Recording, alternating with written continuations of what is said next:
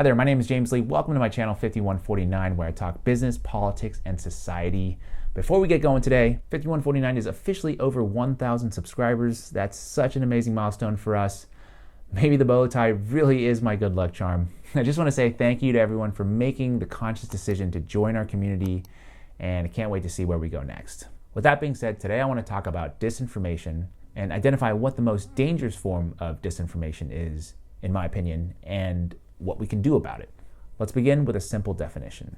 According to Merriam-Webster, disinformation is defined as false information deliberately and often covertly spread in order to influence public opinion or to obscure the truth. Sometimes we'll also hear terms like misinformation, or more generally just fake news. All kind of interchangeable more or less, but basically what I'm talking about is the idea of spreading false information with the intent to deceive. And there is a general narrative that disinformation is very dangerous to society, to democracy, which is something I don't disagree with. I think we can mostly all agree on that point.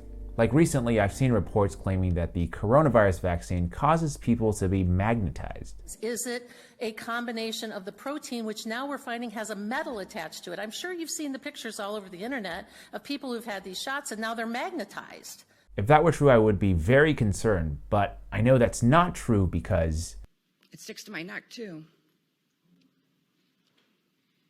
I got this. Yeah, so if somebody can explain this, that would be great.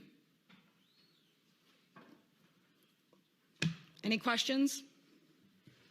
Right, despite the lady's best efforts, she just could not get that bobby pin to stick to her.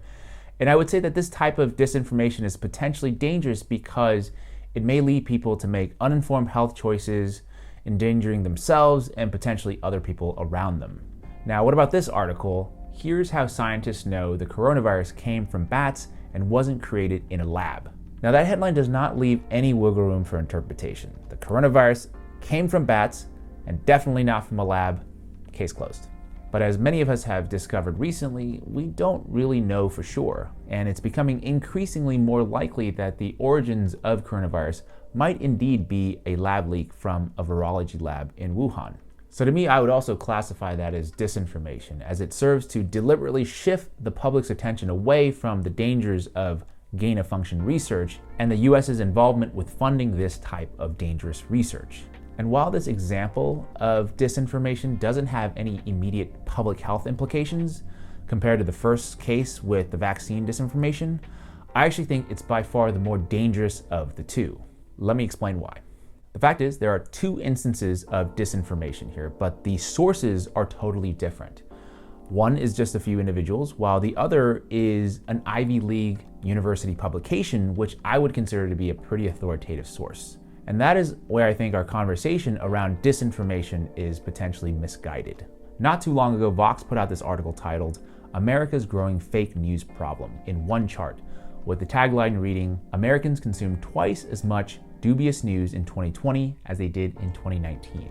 And the chart they cited basically proxied fake news by comparing just the source of the information rather than examining the substance of the information itself. So in their eyes, alternative sources equal disinformation, while legacy sources are considered reliable. So if that's how we frame what is and what isn't disinformation, sources like the Washington Post or the New York Times could never disseminate disinformation, which we know not necessarily to be the case.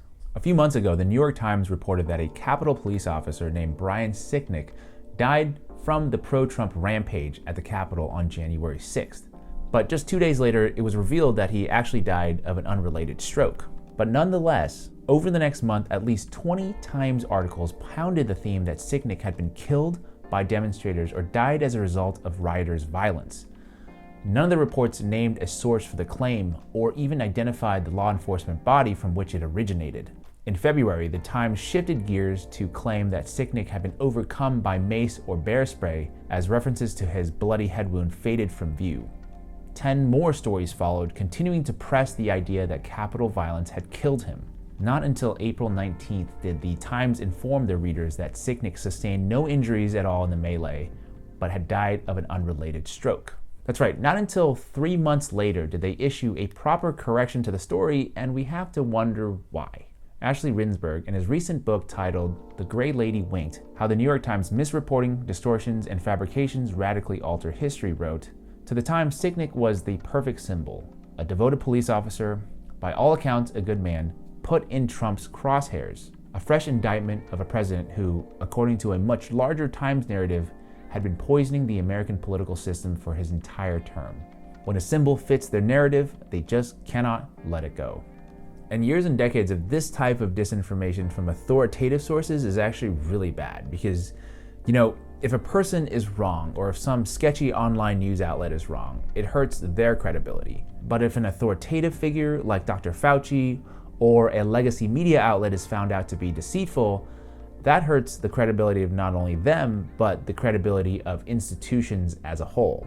Like, okay, for example, if you ate some street meat from a street vendor and got food poisoning, well, that's kind of on you. You take that chance. But you more than likely would not question the quality of restaurants in general.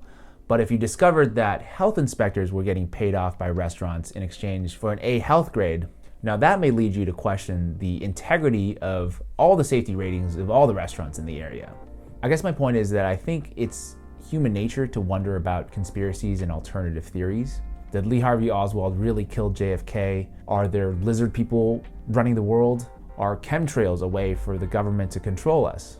That is always going to exist. But the truth is, conspiracies and disinformation are fueled not by sketchy, nefarious actors, but by previous instances of disinformation and cover-ups from authoritative sources that then lead normal people to doubt new reporting coming from those sources. I mean, are there bad faith actors looking to weaponize disinformation on social media? Yes. Are there politicians who knowingly parrot disinformation for political gain? Also yes. But are there also coordinated institutional efforts to spread disinformation to the public to, say, maintain the military-industrial complex? Absolutely. And to me, the latter is so much more dangerous and damaging because it leads us to question the very fundamental institutions that hold our democracy and our country together. So my point is, if you're the New York Times or any other organization who claims to care so much about stopping misinformation, it's perhaps time to do some self-reflection. And ironically, I'm going to end on a quote that I read in a New York Times op-ed that reads, "Good journalism, like good science, should follow evidence, not narratives."